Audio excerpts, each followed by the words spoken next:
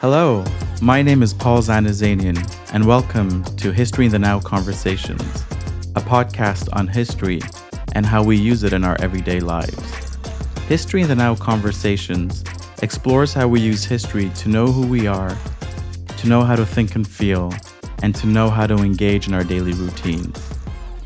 History in the Now Conversations examines what history is, what it does, and how we can use it or even should use it in our everyday lives. Today's guest is Steve Jordan, an associate professor in leadership and international education in the Department of Integrated Studies in Education at McGill University. Steve is also an associate member of the Faculty of Medicine, where he collaborates with colleagues exploring approaches to whole person care. Steve conducts research and teaches in the areas of sociology of education, workplace learning, research methodologies, and whole person care.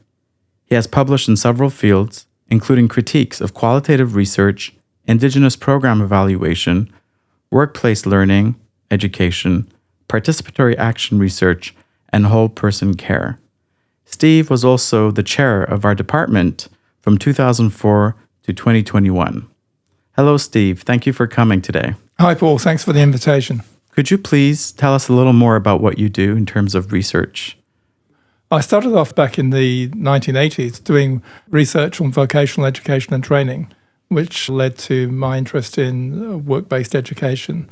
And then from there, I developed an interest in doing ethnographic research, which now goes under the umbrella term, the sort of generic term of qualitative research. So I sort of developed an interest in that. And I also was interested in applying the methods I learned from ethnographic work to whole person care as well. So I've done work in medicine, working, for example, in the quality of working lives of physicians in Montreal. And so, those are the sort of areas I've been working in. But generally speaking, my interests are in, one area I forgot is working with Indigenous peoples. So I've done a lot of research, especially as you've noted in your introduction, working with Indigenous peoples, Cree here in Canada, to some extent Maori in New Zealand, but mostly Cree and the Scapi, doing program evaluation of Indigenous approaches to learning. So I've also did a project connected to medicine, actually, looking at diabetes in the Cree population, because it's a major concern there. There are exponential growth rates of diabetes among that population. And so in the few years back, I was working in that area too with some physicians, nurses, and so on. So broadly speaking, those are the areas I've worked in over the years. There's a social justice slant to a lot of the work you do, which I find is amazing, and I can see connections already. So I was wondering if you could tell us what connects all these different strands of research and work you've done, and what pathways prior to academia led you to wanting to do research in these areas. Well, that's a good question. Difficult one to answer too. I think the binding thread, if you like, or the guiding thread, is doing ethnographic research, actually talking to people on the ground involved in those areas. I'm not sort of interested in highfalutin policy research and talking to people who devise and develop policies around these areas. I've always been much more interested in how people live their lives and talking to them about their lived experiences wherever they may be in connection with diabetes, for example, or vocational education and training work experiences on the shop floor. So that's what's guided my experiences, and that also connects to my interest in history too, which I know we're going to come on to, but I'll talk about that later. And then the second part of your question, which was... what pathways led you to do the research that you do? Prior to your academic work? Yeah. Actually, I think when I look back on it, I think it was probably my political involvement, because I grew up in the UK and I became quite involved in the Labour Party. My parents, for example, had the Labour committee rooms in the council house in the 80s and 90s, the 80s, actually 70s and 80s. And the Labour committee rooms were for elections. So whenever we had an election, a council election, a national election, there'd be committee rooms in my parents' house. There'd be a lot of people coming in and out, and I'd sit and talk to people, some of them academics, some of them are just trade unionists and so forth. And they sort of they piqued my interest in issues around labour, but also social justice, what's now, referred to as social justice issues. And so I think it came from that. I became curious about those issues from a fairly early age, from my teens onward. Very interesting. And when you talk about committees being formed in your living room as a child growing up, what did those committees do exactly? They would just discuss topics of the day, or would they come up with action plans? It's a particular term that they use, the Labour committee rooms. They weren't actually committees of people coming together.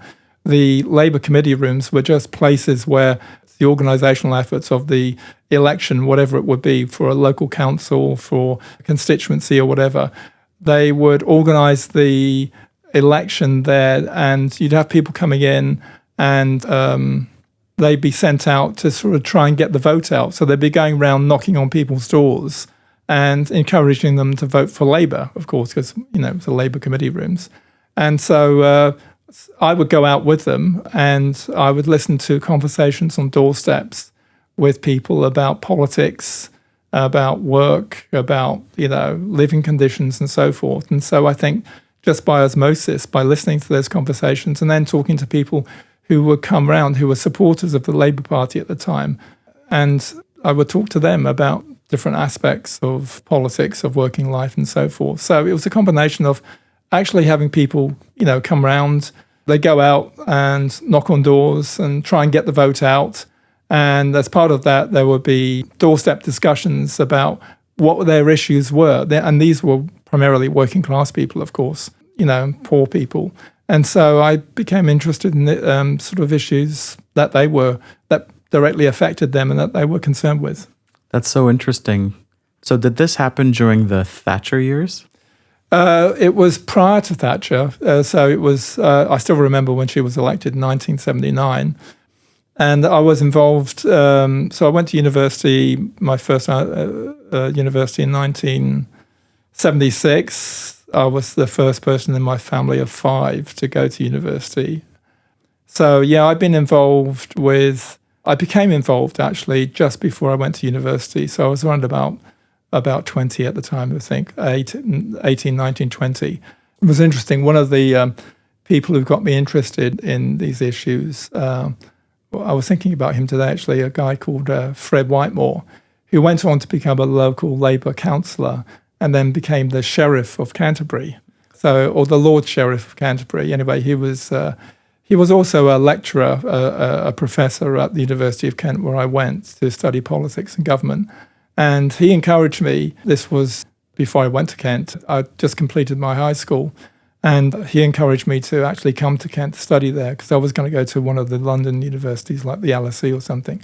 And he was quite influential in my political and intellectual development. And so he was also gay. And at that time, in the 1970s, it was unusual for someone to be out. But I learned a lot from him, and it was, I maintained contact with him for many years. He died a couple of years ago, I think, or maybe 4 or 5 years ago now. But he was quite instrumental in actually allowing me to sort of develop my ideas. And he ultimately sort of convinced me to go to university, to Kent, and that's where I studied politics and government, and obviously became much more sort of interested in reading scholarly materials on politics and social sciences.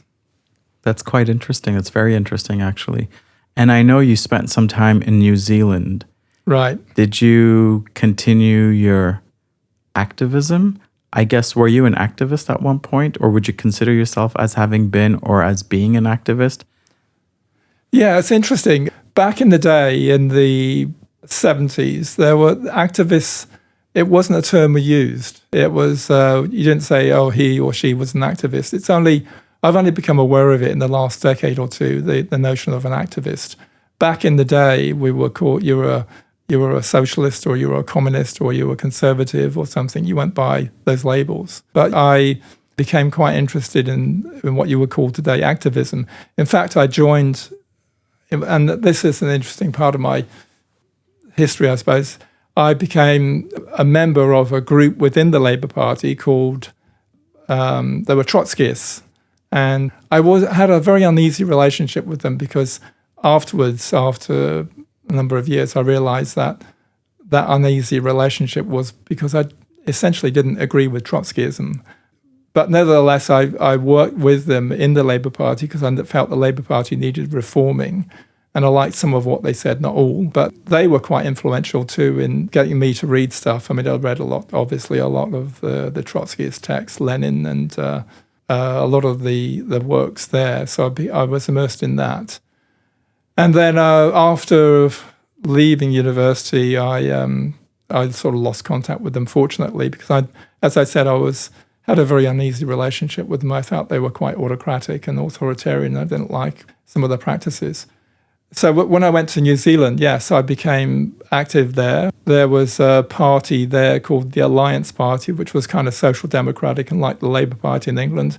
And I became quite active within that party. I'd go out at times of general elections and knock on doors and talk to people.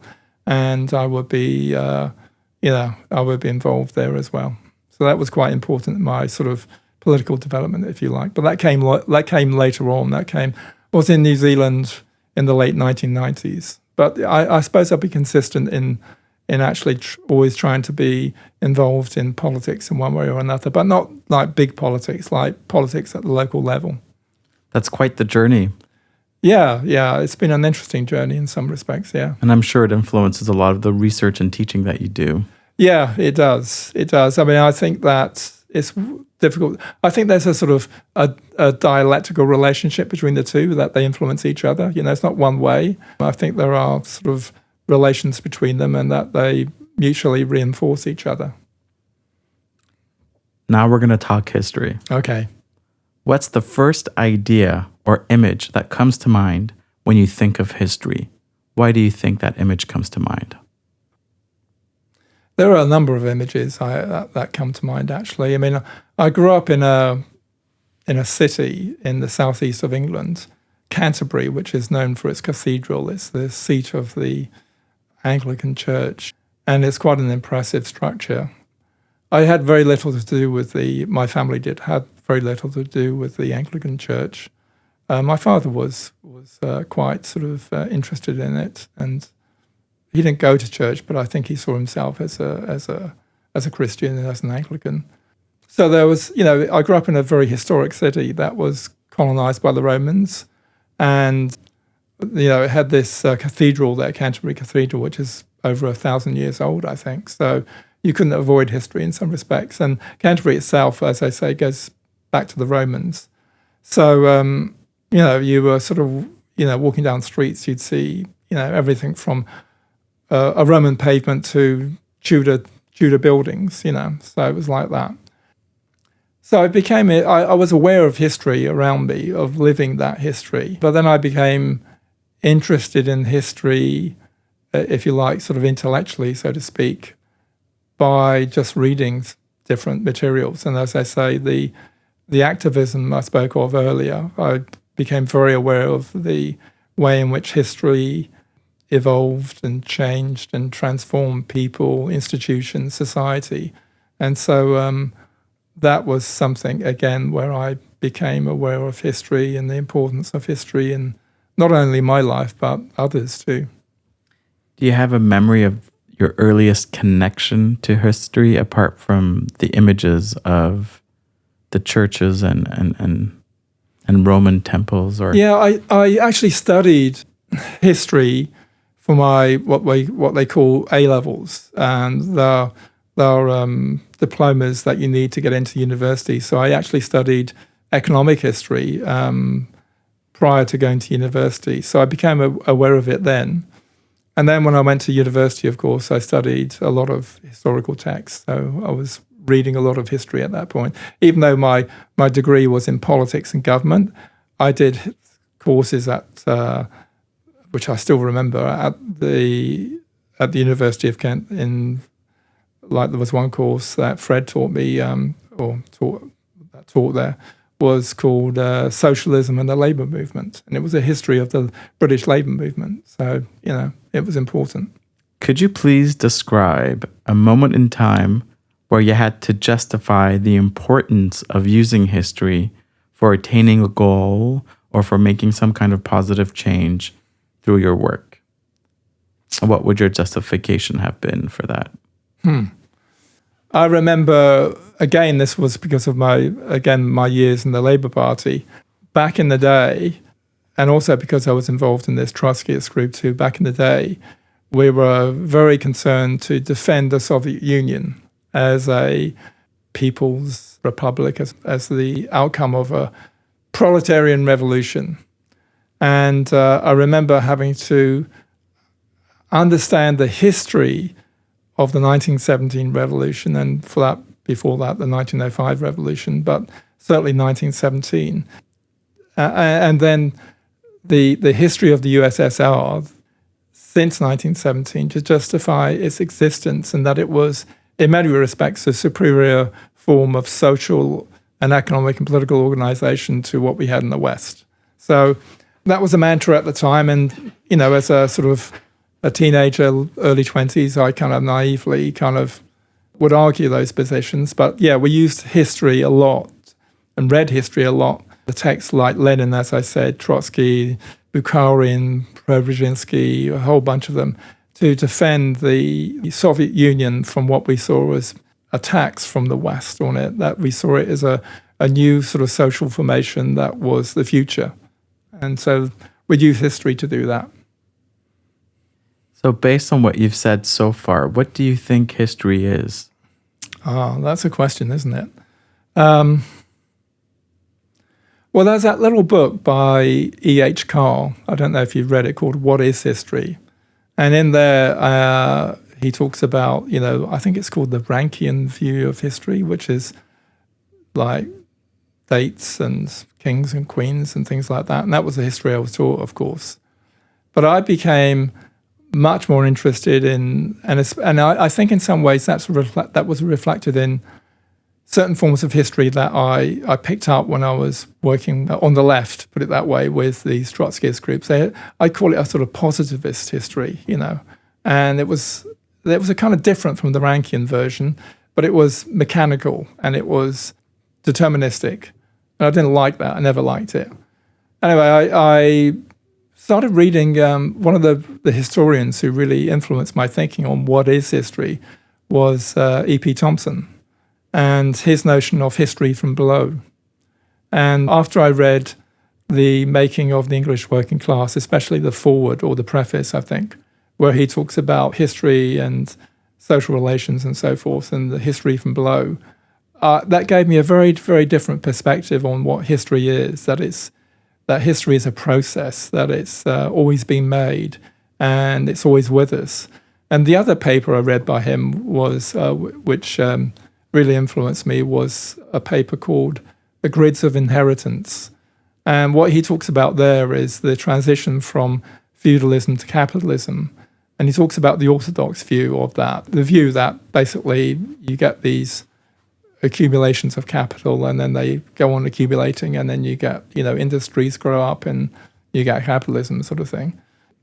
What he talks about in the grids of inheritance is the way in which people are always thinking, especially the elites, are always thinking about projecting grids forward, or grids of social relations forward into the future to ensure that their offspring, if you like, are ensured of places in a social hierarchy that they've made. So that made me think about the fact that history isn't just behind us, it's also with us, and it's being made and projected into the future even now. And that really opened up history for me as a very different way of thinking about history from the kings and queens and dates and battles and so forth that I was taught in school and college. And were you able to use these ideas more concretely in your everyday life, in your work? Yeah, I think so. I mean, I think that one of the things that kind of history opened up for me was the relationship between qualitative or ethnographic research and history. And in fact, Thompson talks about this. He and some other social historians became interested in the way in which there are parallels between, say, anthropology and what anthropologists did in excavating different cultures and so forth, so to speak, and conducting historical research, the historical method. So they were trying to make parallels there. And there was, back in the 60s and 70s, I don't know if it's still the case, I think it must be, there was a lot of interest between historians, social historians, and anthropologists, sociologists, and so forth about their respective methods and about, in many respects, how they could talk to each other in terms of conducting research.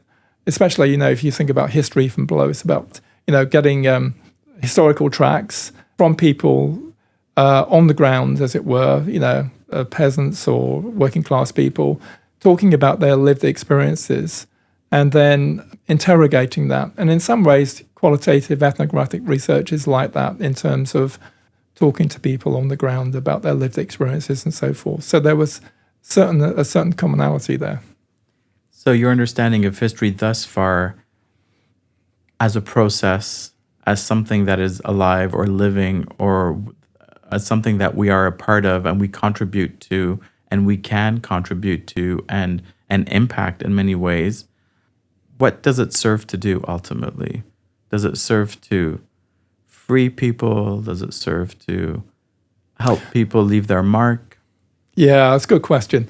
I don't know if you know him, but there was a radio, well, he was a writer, but he also had a radio station back in the 70s and 80s, a guy called Studs Terkel, and he wrote a number of books. One of the books was called, I forget the exact title now, America Divided. And he was interested in, and this was pre-Trump, before Trump came, obviously before Trump came to power, at the time of Reagan, I guess. He was interested in the way in which, and this really struck me, was the way in which when he talked to Americans every day, ordinary Americans on his radio show, and he would just invite people in, whether they be, tradesmen or whatever, or students, everyday people, he was struck by the way that they didn't know their history, that they were unaware of their involvement, for example, in slavery, the way that they'd wiped out indigenous cultures in settling the US, the US's involvement in international events, wars primarily, of course. And he felt that this did them, and I believe this did them a great service, because if they knew about it, more of it, they might have a very different perspective on who they voted for, how they participated in their society and culture and so forth. So I think history, understanding your history, where you come from, does very much influence the way that you act within society today. And I think it makes you a better citizen at the end of the day. I'm curious to hear now, how does history work? Does it work at an individual level, at a collective level? Are the two related? Because based on what you've said, you touched a little bit on both. And I was wondering if you could clarify your thinking. I think it works at all those levels. I mean, I think there's a sort of a relationship, an ongoing relationship between the two, at the individual and also at the sort of societal level. I think it's much harder to see how our individual lives connect with what goes on at the societal level. And C. Wright Mills talked about this in the sociological imagination. He talks about this, he uses this term called historical drift, which I like, and I've used in my own papers that I've written, that I've published over the years. There's this sense in which we go on about our everyday lives, but over and above us, history proceeds. And that unless we actually have a good grounding in history and where we've come from and where we are and where we're going, then it's difficult to connect our individual lives with broader societal processes. And I think that that's what we're seeing today to some extent with with these populist movements, with the polarization of our societies and so forth. I think if people had a better sense of their history and when you say this, you mean the overarching process that's above and beyond our... Exactly. Yeah, exactly. That's exactly what I mean. That they might have a very different perspective on some of the issues that they're engaging or not engaging with today. Good.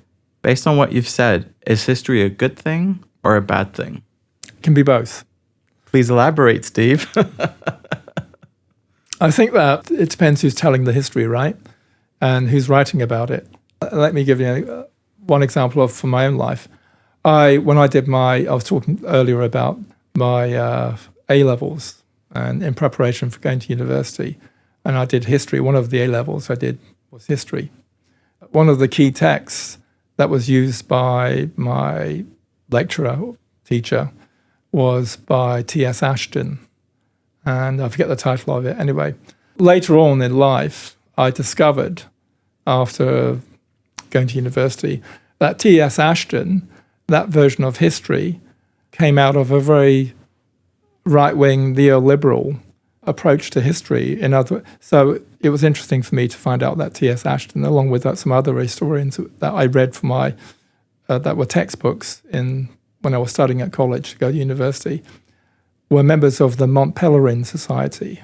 And the Mont Pelerin Society was set up by people like the Road to Serfdom, forget his name now.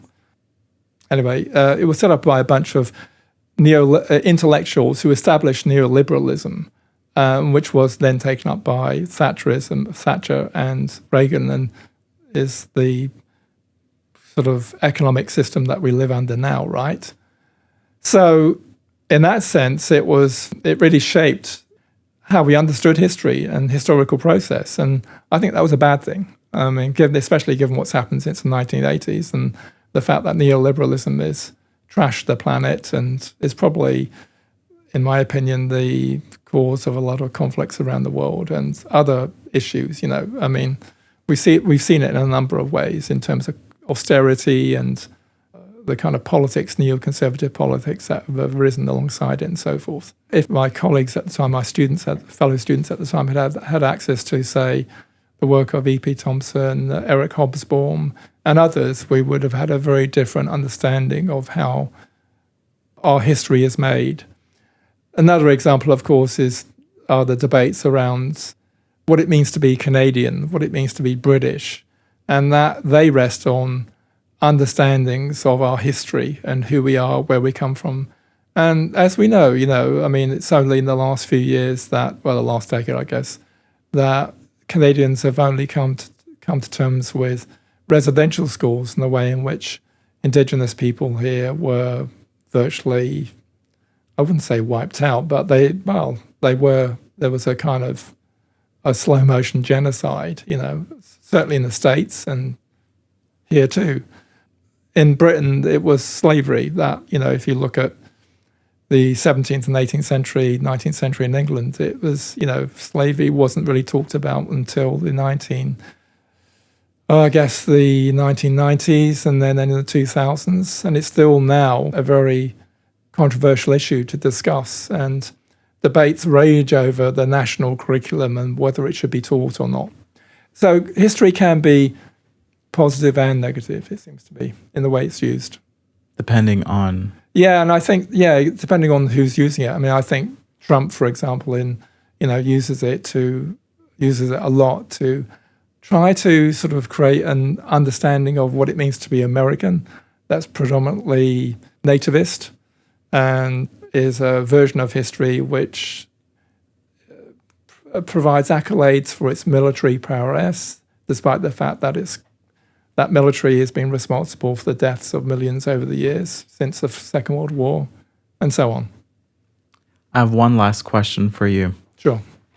So what I find interesting is that your intellectual life and your political life are very intertwined. And you said earlier that they are in dialogue with each other. Right. Do you think you've offered me a political understanding of history, or are you able to depoliticize history and your understanding of how it works? I would be curious to know what you mean by depoliticize, but you're the one asking the questions here. I would say that there's no such thing as a neutral or apolitical history. That history is always infused with a perspective, a standpoint of some kind or another. I've tried to, in my reading of history, I've tried to actually appreciate and understand different perspectives of history. And I think that's important actually to understand that, because if you don't, then you get a very one-sided understanding of history. So I agree with that. Having said that, I still think that the kind of historical texts that I'm drawn to and the way I think about history is something which, for me at least, in terms of my research, I find the most animating and the most rewarding and the most engaging in terms of thinking about particular social problems today. And I haven't come across anything that swayed me from that opinion. So I guess that would be my response to that question. It's impossible to depoliticize history. History is always infused with politics of some kind. And I think that historians are aware of that. There are different, for example, if you take the current conflict between Israel and Gaza, Hamas, I've read a lot of the Israeli historians, and not just Israeli, but others too. And it's quite clear that there are very different approaches and understanding of the generation of that conflict. It depends who you read and who you see as being correct. And I don't think there is one correct way of seeing things. They all have something to offer. But I think overall, I think that one approach makes more sense than the other. And so, for example, I tend to side with people like Ilan Pappé, who wrote, and his work, Edward Said, Norman Finkelstein, and others, Omar Bartov, Raz Segal, those people. But I do try to read around a bit, so to give me a bit more of a kind of a broader perspective on things. But even though I do read around a bit, I still am influenced by those approaches. You're at least self-aware. I try to be, yeah. I think it's important to be, and to be open to other approaches, absolutely, yeah. Because if you're not, then you fall into a kind of, I don't know how to describe it, but if you fall into becomes more ideological. An ideological way of thinking about things. I mean, everything's infused with ideology to some extent, but more autocratic, at least to more autocratic ways of thinking about particular issues, and that this is the right way and there's no other way of looking at it. I disagree fundamentally with that. Steve Jordan, thank you very much. Thanks, Paul.